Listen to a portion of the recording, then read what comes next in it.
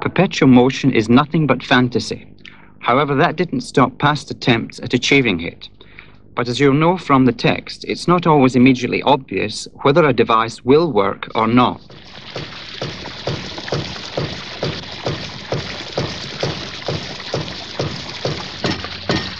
This is one device that is working, although it does seem we're getting something for nothing. It's called a hydraulic ram, a special kind of pump.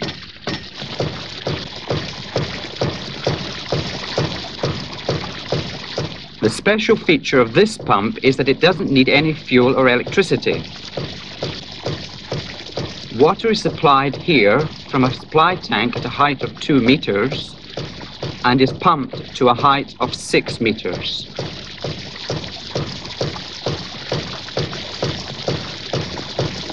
However, not all the water which comes down the input pipe gets pumped.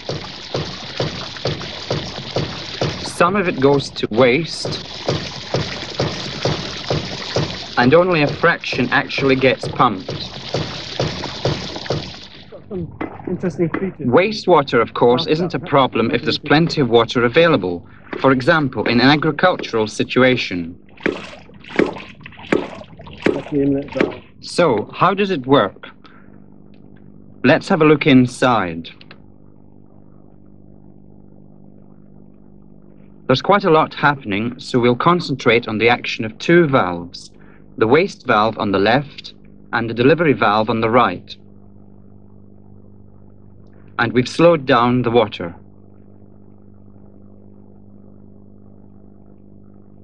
When the waste valve opens, water gushes out. This sucks the waste valve shut again, like a plug in a bathtub. And it's this alternate shutting and opening of the waste valve that provides the pumping action to push the water past the delivery valve and into the air chamber. The air acts like a spring, taking up the pumping action and pushing the water out and up the delivery pipe.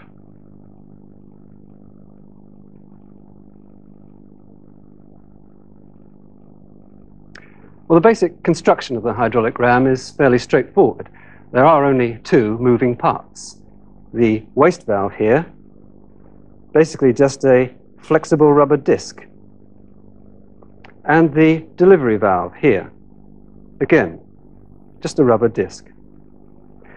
Yet with just these 2 moving parts, the hydraulic ram pumps water continuously from a low supply head to a high delivery head. Simplicity itself, then.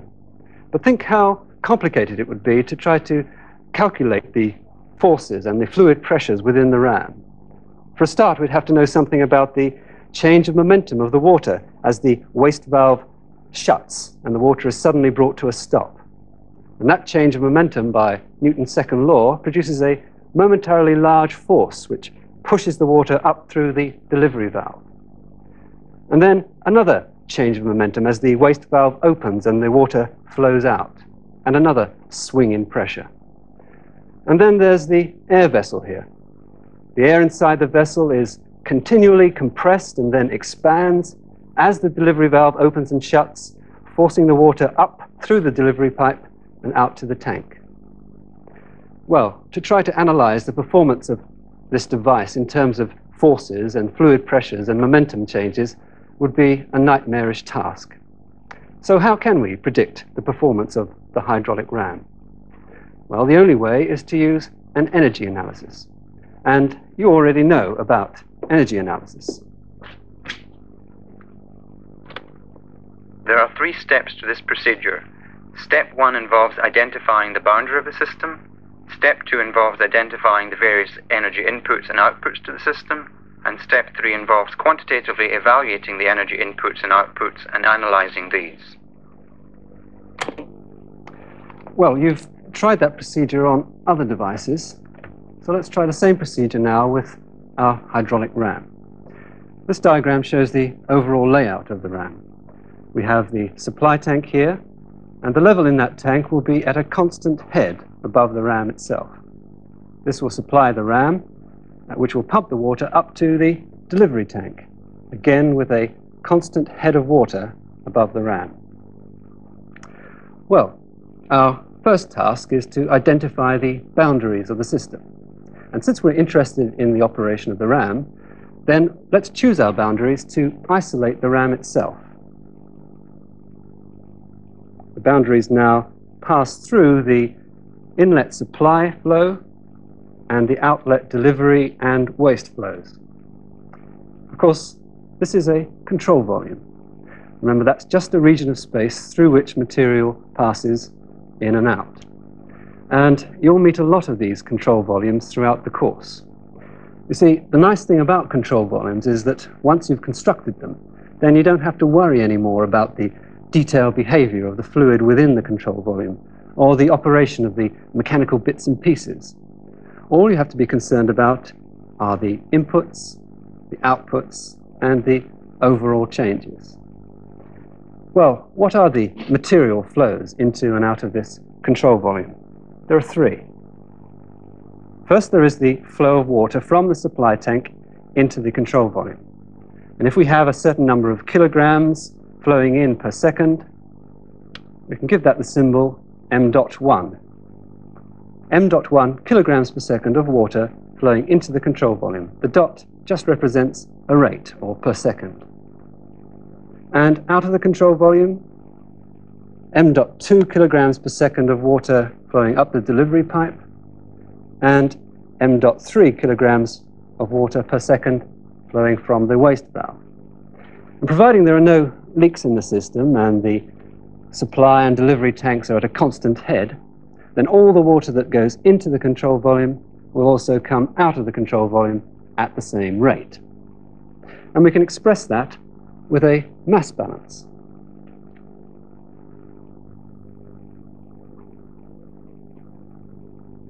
The input mass flow rate must be equal to the total output mass flow rate. Well, that's the mass balance. What about the energy inputs and outputs? Well, associated with each of these mass flows, there are also energy inputs and energy outputs. For example, the water coming down from the supply tank, by the time it gets to the RAM, will have a certain velocity. Therefore, it will have a certain kinetic energy. So too will the water passing up the delivery pipe and the water coming from the waste valve. They'll both have kinetic energy. In addition, these water flows will also have internal energy associated with them, both at the input and at the output. And also, the energy of the fluid will also change within the control volume because of friction with the walls of the RAM, or because of the sudden stopping and starting of the fluid due to the action of the RAM.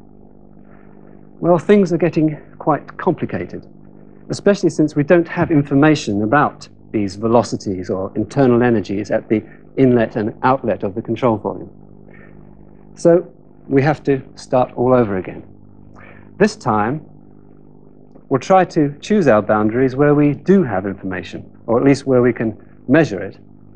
For example, we can measure the height of water in the supply tank and the height in the delivery tank. So let's choose a new control volume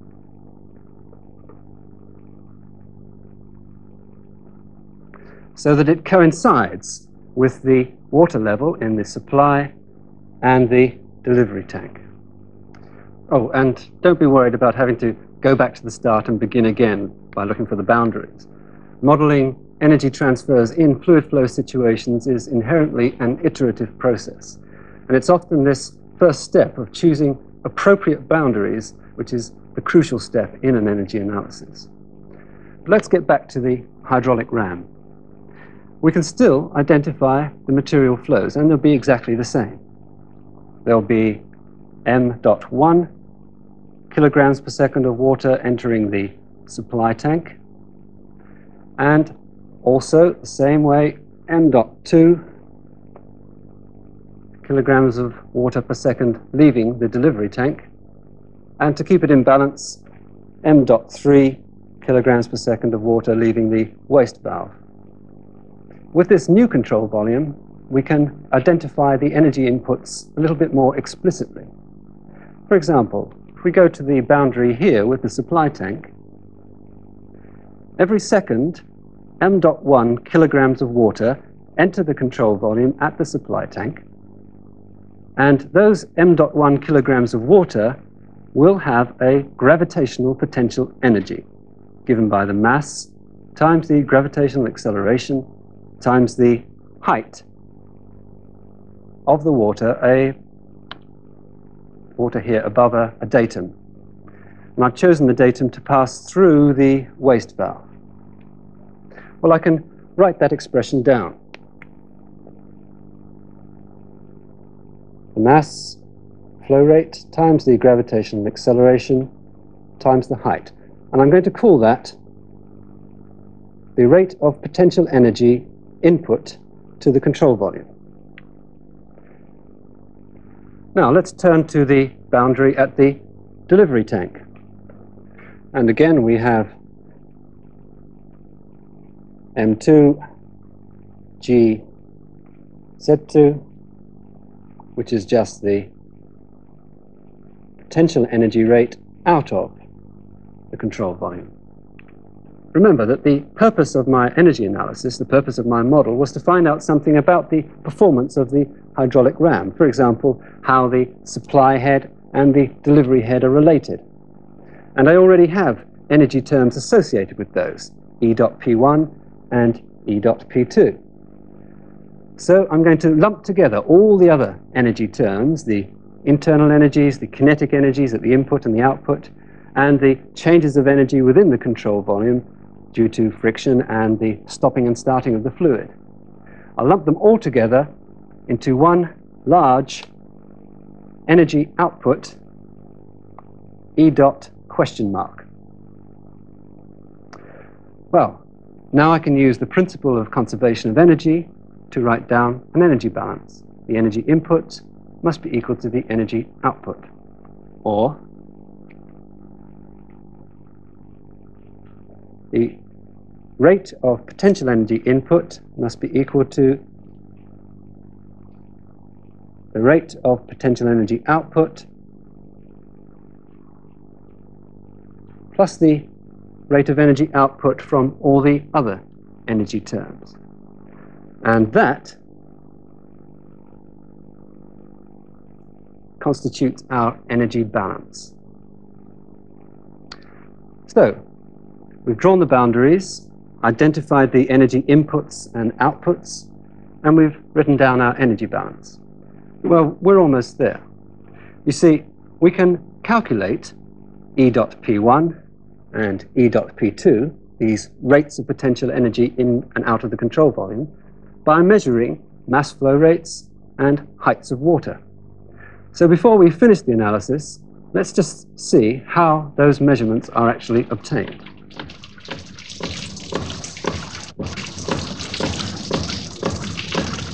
That's exactly what I'm going to do here. I'm going to take some experimental readings and leave it to you after the program to do the necessary analysis. The readings I'm going to take are, first of all, the input head. At the moment it's set at 2 meters, but later we'll be changing that.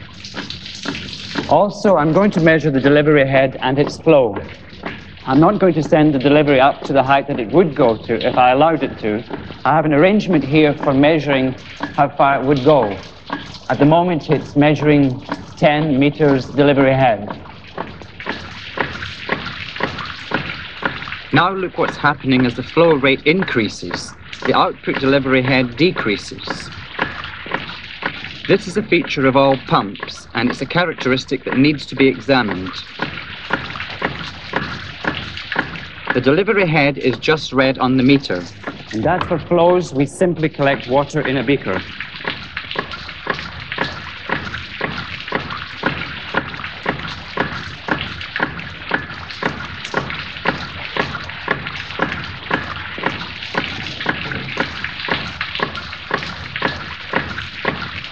For an input head of 2 meters and an output head of 5 meters, I collected 0.91 litres of water at the delivery, and that was in 10.5 seconds. I also needed to know the waste valve flow rate.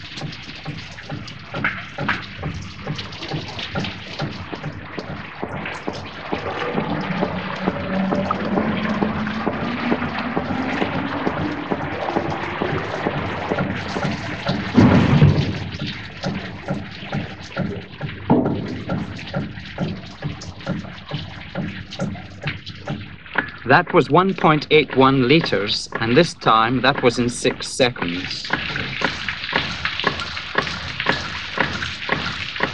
Well, that was for an input head of 2 metres. We then changed the input head to 3 metres. Now we used exactly the same measuring procedure. This time I started with the wastewater flow rate.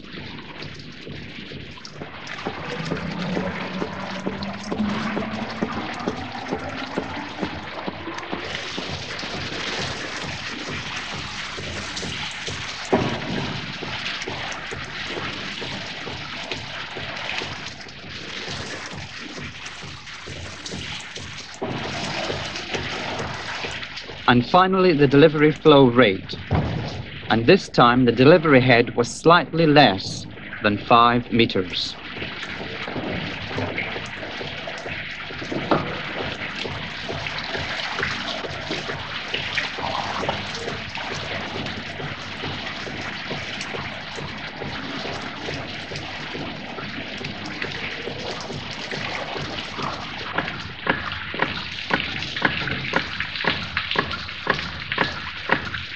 From these two tests, we were able to find out the effect of changing the input head. Then we left the input head at 3 metres to investigate changing the output head with output flow rate. For an output head of 6 metres, the delivery flow was 0.57 litres in 5 seconds.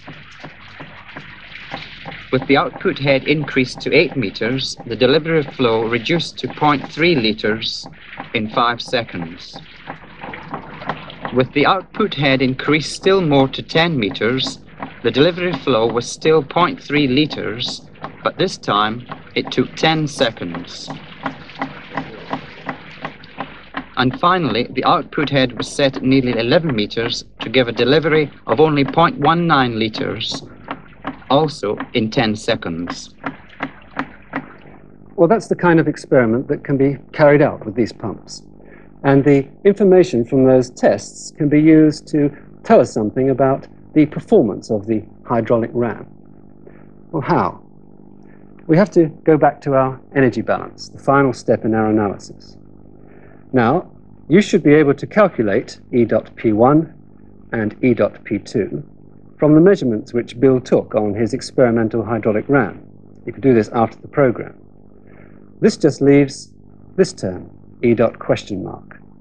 Well, what's the significance of that term?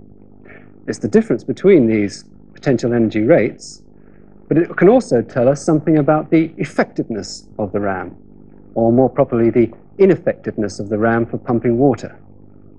The goal of the designer will be to try to reduce the value of that term to close to zero, so that he could, for example, obtain a larger delivery head or a larger mass flow rate from the delivery tank. So, our energy analysis, although quite crude in that it couldn't take into account all the energy terms, was nevertheless able to give us an estimate of the effectiveness of a device. And that's the kind of analysis that you would need to do in order to choose a particular pump for a specific application. While making this program, I met Roger Hill, who had just installed a hydraulic pump on his farm in Devon. But why use a hydraulic ram? Why didn't he use an electric pump? Well, we could have, but the cost would have been fantastic. So we decided to put in a hydraulic ram. Were there any particular problems with the location of the ram? Yeah, we had to place it so we had enough fall from the collecting tank. So we had to find a place where we could get enough fall from the tank to the ram to get enough pressure to pump it up to the reservoir. A natural spring provided a plentiful water supply, but Roger needed the water at a higher elevation.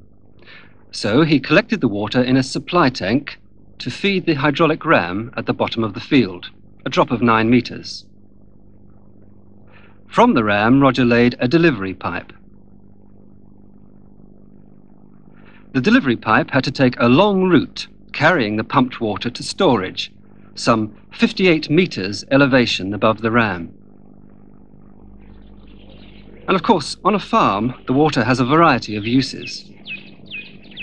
Well, to supply the three houses, and there's 12 people living in the three houses, plus 150 head of stock of bullocks and cows and 500 head of sheep.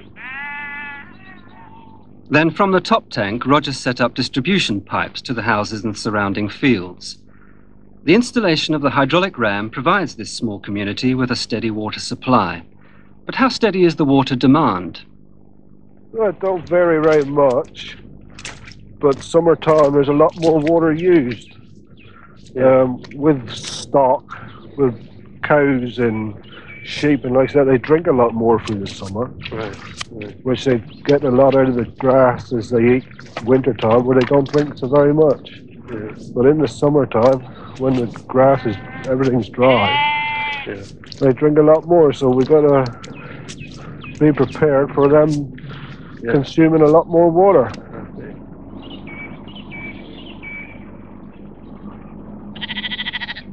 So, with variable summer and winter requirements for the water, it is occasionally necessary to alter the operating conditions on the pump.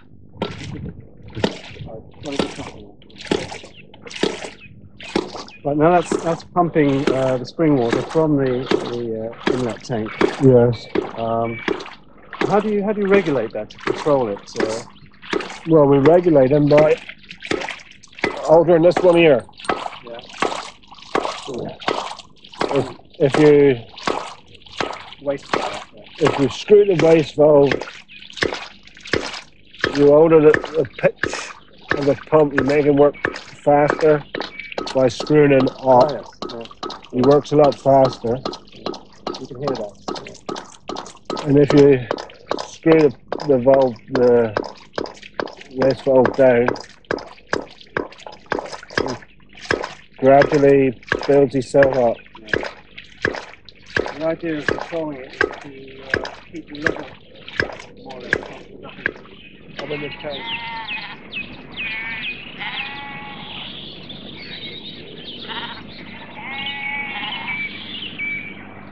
So, in locations like this, the hydraulic ram does give something for nothing. The energy supply is free.